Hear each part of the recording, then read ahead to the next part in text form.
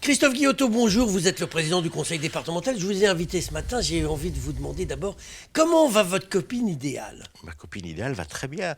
Elle est au salon de l'agriculture depuis quelques jours. Alors on Elle va est peut-être expliquer quand même qu'idéal, c'est une vache charolaise qui est l'égérie du salon, qui a été retenue au niveau national pour représenter la vache, la race charolaise, et du département du Rhône, qui est de la ville de Cours, dans le canton de Thizy. Voilà, donc ça n'a rien à voir avec votre vie privée, naturellement. C'est à la mode en ce moment de mettre sa vie privée sur les réseaux sociaux, mais là, en tout cas, on fait la promotion de l'agriculture du Rhône à travers cette vache qui représente tous les animaux du département et toute la production agricole, agroalimentaire du département. Elle a été choisie comment? Au niveau national, par la filière, c'est une année la filière viande, une année la filière lait. Là, c'est la filière viande qui l'a emporté. C'est une race donc charolaise qui vient de la région d'à côté. Très fier que le département et la région Rhône-Alpes aient pu prendre, je dirais, le dessus sur la région d'à côté. Voilà. Et elle est du Rhône, le gars Gouja, à Cours. Dites-moi, Christophe Guillotot, alors quelle est l'influence, l'importance de l'agriculture dans le département du Rhône? Est-ce que ça pèse lourd sur le plan économique? Ça pèse à peu près 40%. On parle bien du département du Rhône et non pas de la métropole. Il faut que vos auditeurs fassent la différence. C'est à peu près 6 000 exploitations agricoles, c'est 40% du territoire du Rhône qui est en exploitation agricole, ce qui est important, avec des AOC connus, le Condrieu, Côte-Rôtie, Beaujolais, mais c'est des AOC aussi sur d'autres produits. C'est des filières importantes, comme la filière lait, la filière viande, avec 2 abattoirs importants dans le département du Rhône. C'est une vraie filière agricole soutenue, qui est mondialement connue. Quand on parle du Côte-Rôtie ou du Condrieu, c'est connu, avec le Beaujolais aussi, mais aussi la rigotte de Condrieu, plein de choses qui sont importantes et qui sont très bonnes à manger. Alors, on a vu qu'il y avait de la viticulture, on a parlé d'élevage tout à l'heure. Est-ce qu'il y a beaucoup d'élevage dans le Rhône? Ah, dans le Rhône, vous avez énormément d'élevage, le Gaïgouja, mais surtout la partie nord du département. Près de Cours-la-Ville. Voilà, Cours-la-Ville, mais le canton de Thizy, vous avez la zone Beaujolais qui est le Beaujolais, puis la zone viticole du Bas, voilà. C'est 3 zones importantes dans le département, mais l'agriculture, c'est quelque chose d'important chez nous. C'est historique, et que le département du Rhône soutient la filière, soutient les filières. On les protège avec le plan sur la grêle qu'on a mis en place, le plan sécheresse qu'on a mis en place. C'est à peu près 3 millions par an que le département apporte, je dirais, pour le soutien à la filière, les filières agricoles, parce qu'en fait, ce n'est pas une filière. Et le salon de l'agriculture, c'est la reconnaissance, c'est la vitrine de toutes les agricultures, où le département du Rhône est présent, avec la région, bien sûr. Toutes les régions de France sont présentes. Donc on est sur le salon depuis quelques jours, et la vache idéale est avec nous. Dites-moi, Christophe Guillotot, on a parlé de viticulture, on a parlé d'élevage. Culture traditionnelle, est-ce que vous êtes aussi, dans le département du Rhône, très impliqué dans la culture? La culture traditionnelle, c'est blé, maïs, et choses, mais on a aussi là, toutes les transformations. Le saucisson de Saint-Symphorien-sur-Coise, le fameux saucisson de Lyon qui est fait dans les monts du Lait, c'est aussi la filière. Et après, il faut voir aussi que derrière, il y a des hommes qui travaillent, qui produisent, qui vivent dans leurs produits agricoles, et puis c'est toute la filière agroalimentaire, jusque dans les collèges, ce qu'on appelle les circuits courts, ce que le département soutient, comme les autres collectivités, je dirais la région. C'est important.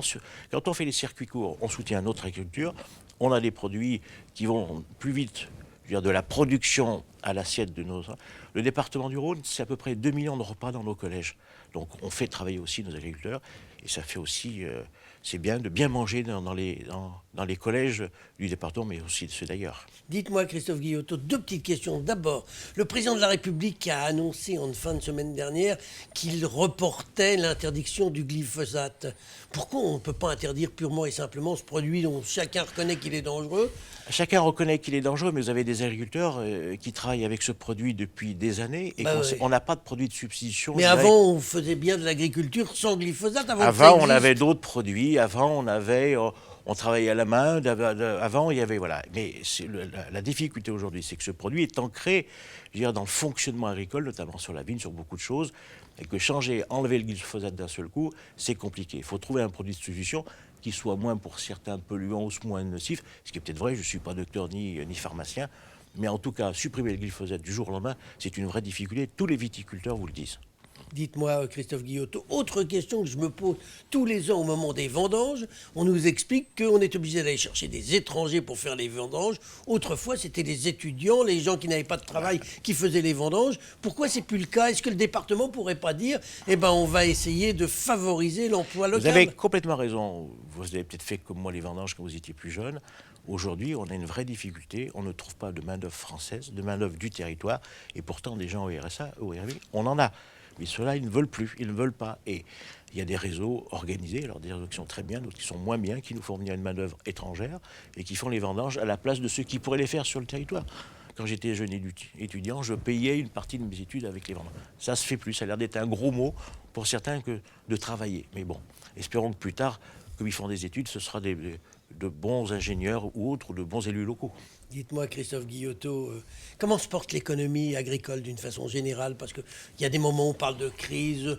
Régulièrement, on dit toujours que l'élevage... Il y a deux choses extrêmement différentes. C'est-à-dire que l'économie en elle-même, qu'est-ce qu'elle génère? C'est une économie sur le territoire français qui n'est pas délocalisée. Elle est délocalisée dans la vente. Mais ce qui est important aujourd'hui, ce qui ne va pas du tout, c'est le revenu de l'agriculteur. On a trop d'agriculteurs. On est en pleine réflexion sur les retraites. Mais s'il y a vraiment un endroit où on peut faire des efforts, il faut faire des efforts. Moi, j'étais parlementaire longtemps, ça faisait partie des choses qu'on demandait. Les retraites agricoles, elles sont nettement insuffisantes, elles sont même médiocres. Et c'est pas idéal, pardonnez-moi ce jeu de mots, que nos agriculteurs, surtout nos agricultrices, sur la reversion touchent aussi peu. Donc ça, c'est... Et ça n'encourage pas les reprises et ça n'encourage pas les jeunes à s'installer, à devenir à leur tour des agriculteurs, parce que ça compte le revenu. Et justement, pour aider les jeunes agriculteurs à s'installer, est-ce que le département peut faire quelque chose? On soutient les installations, on soutient, je dirais, l'organisation agricole, on soutient la filière, on soutient la chambre d'agriculture. On a tout un tas d'aides, je dirais, qu'on met à disposition, notamment le fameux dispositif PENAP qui permet de garder les terrains sur les zones qui sont en tension, où le prix du terrain est un peu plus soutenu. On est partenaire.